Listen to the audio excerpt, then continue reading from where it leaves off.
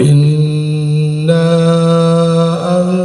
أنزلنا إليك الكتاب بالحق إنا أنزلنا إليك الكتاب بالحق لتحكم بين الناس بما أراك الله ولا تكن للخائنين خصيما إنا തീർച്ചയായും നാം അൻസൽന ഇറക്കിയിരിക്കുന്നു ഇലൈക താങ്കളിലേക്ക് ഇറക്കിയിരിക്കുന്നു അൽ കിതാബ് ഈ വിശുദ്ധ ഗ്രന്ഥം ഇറക്കിയിരിക്കുന്നു ബിൽ ഹഖ് സത്യസമേതം ഇറക്കിയിരിക്കുന്നു ലിതഹ്കും താങ്കൾ വിധിക്കാൻ വേണ്ടി ബൈനന്നാസ് ജനങ്ങൾക്കിടയിൽ വിധിക്കാൻ വേണ്ടി ബിമാ അറാകല്ലാഹ് അല്ലാഹു താങ്കൾക്ക് മനസ്സിലാക്കി തന്ന കാര്യങ്ങളുടെ വെളിച്ചത്തിൽ വലാ തകുൽ ലിൽ ഖായിനീന ഖസീമാ വഞ്ചിക്കുന്ന ആളുകൾക്ക് വേണ്ടി താങ്കൾ വാദിക്കുന്നവനാകരുത്. ഈ ആയത്ത് മുതൽ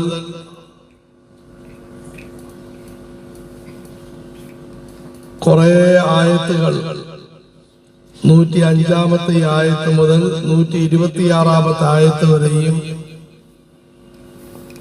വളരെ പ്രധാനപ്പെട്ട ഒരു സംഭവമായി അവതരിച്ചതാണ്.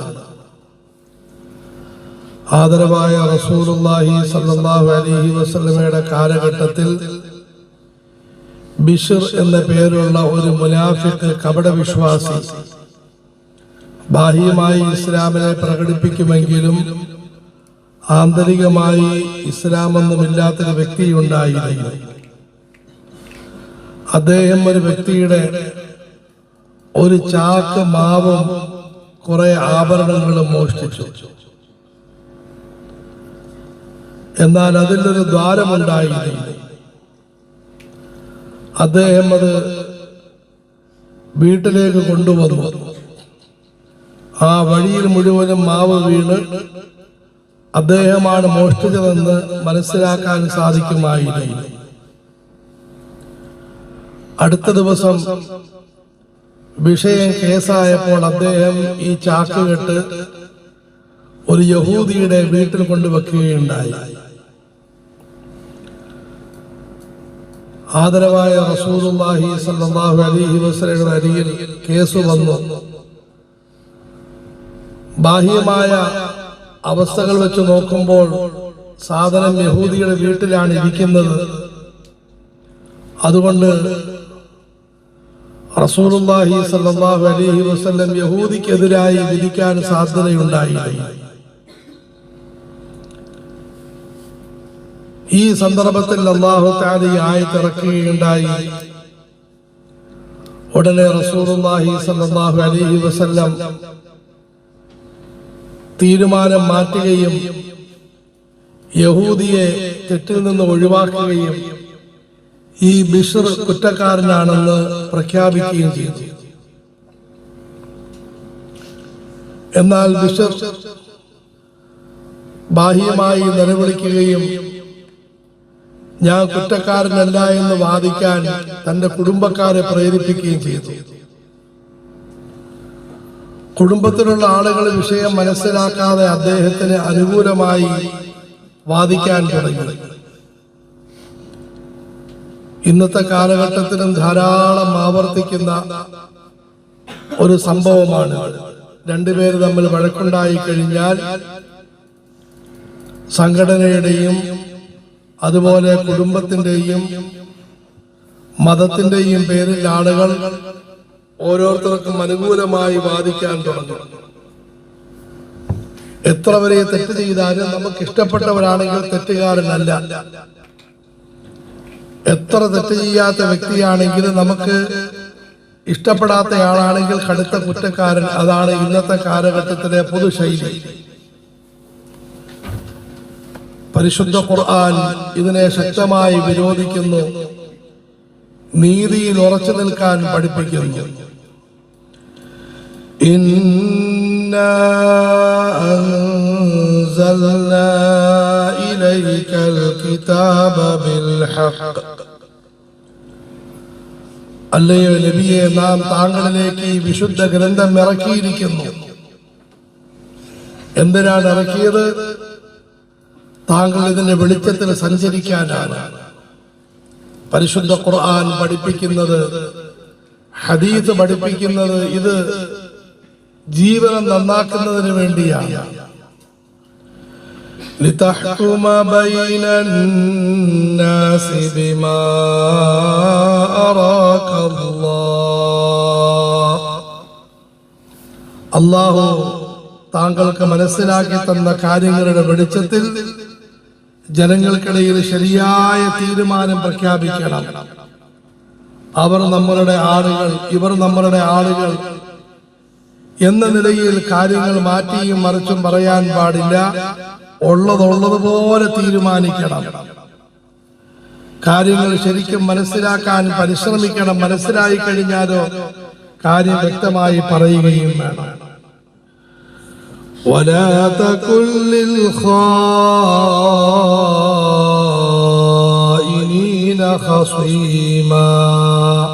വഞ്ചകന്മാർ, സ്വയം പാപം ചെയ്ത് മറ്റുള്ളവരെ പാപിയായി ചിത്രീകരിക്കുന്നവർ, സ്വയം കുറ്റം ചെയ്ത് മറ്റുള്ളവർ കുറ്റക്കാരാണെന്ന് വ്യാഖ്യാനിക്കുന്നവർ, ഇവർ വഞ്ചകന്മാരാണ്, ചതിയന്മാരാണ്.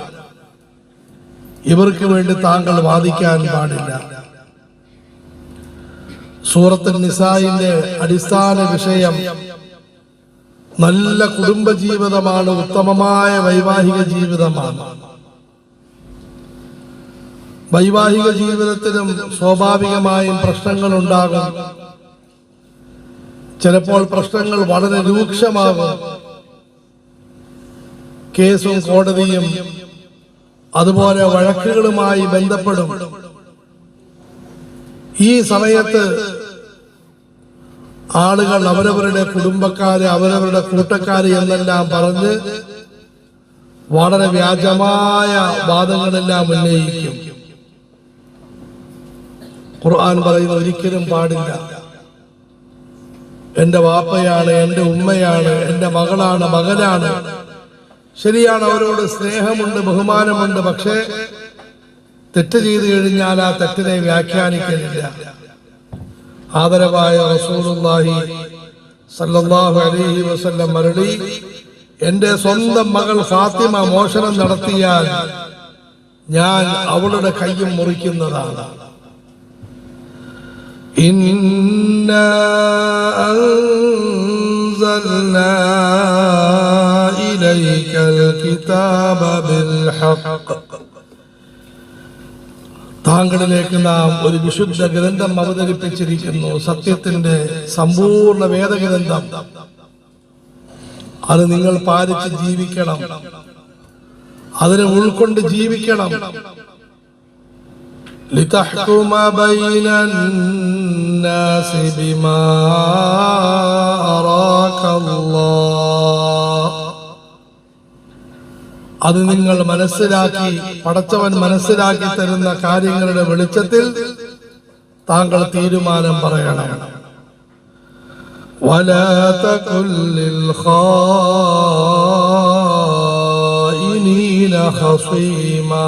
തെറ്റുകാരൻ നിങ്ങളുടെ എത്ര വലിയ ബന്ധുവായിരുന്നാലും ശരി, പ്രത്യേകിച്ചും തെറ്റിനെ ന്യായീകരിക്കുന്നവൻ എത്ര വലിയ അടുത്ത ആളാണെങ്കിലും ശരി, അദ്ദേഹം വഞ്ചകനാണ്. وَلَا تَكُنْ لِلْخَائِنِينَ خَصِيمًا. വഞ്ചകന്മാരായ ആളുകൾക്ക് വേണ്ടി താങ്കൾ വാദിക്കരുത്.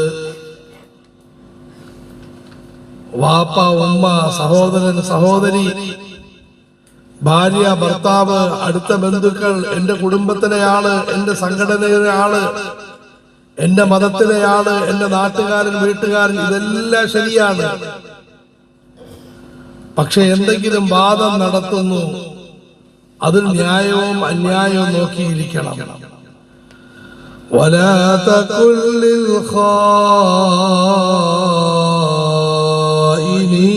خصيما.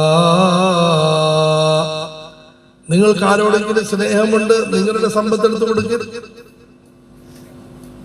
അതിനാൾക്കാർ തയ്യാറാവുകയില്ല. മറിച്ച് ഇങ്ങനെയുള്ള അനാവശ്യമായ വാദങ്ങൾ, കോലാഹലങ്ങൾ, തെറ്റായ രീതിയിലുള്ള പ്രചാരണങ്ങൾ നടത്തുന്നു. വളഞ്ഞ വഴിയിൽ കൂടി ആർക്കും ഒന്നും കൊടുക്കേണ്ടതില്ല. ആദരവായ റസൂലുള്ളാഹി പറയുന്നു സല്ലല്ലാഹു അലൈഹി വസല്ലം മരളി, എന്റെ അടുത്ത് രണ്ടാളുകൾ വരികയുണ്ടായി. ഒരാള് തെറ്റുകാരനും മറ്റേയാള് ശരിയുടെ ആളുമാണ്.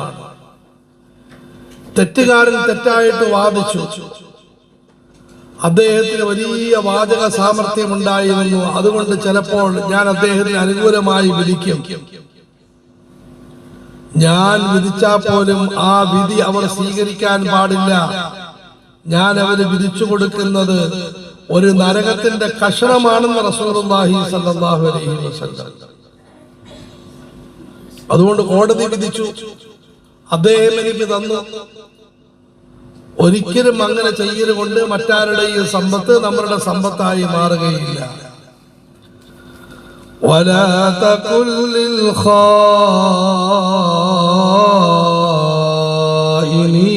خصيما. വഞ്ചകന്മാരായ ആളുകൾക്ക് വേണ്ടി താങ്കൾ തർക്കിക്കരുത്, താങ്കൾ തർക്കിക്കാൻ നിൽക്കരുത്. അവർക്ക് വേണ്ടി നിങ്ങൾ വാദങ്ങൾ നടത്തരുത്, അവർക്ക് അനുകൂലമായി വാദിക്കരുത്. എത്ര ഗൗരവമായ നിർദ്ദേശമാണ്. അള്ളാഹു പാലിക്കാനും ഉൾക്കൊള്ളാനും നമ്മുടെ ജീവിതം നന്നാക്കാനും തൗഫീഖ് നൽകുമാറാകട്ടെ.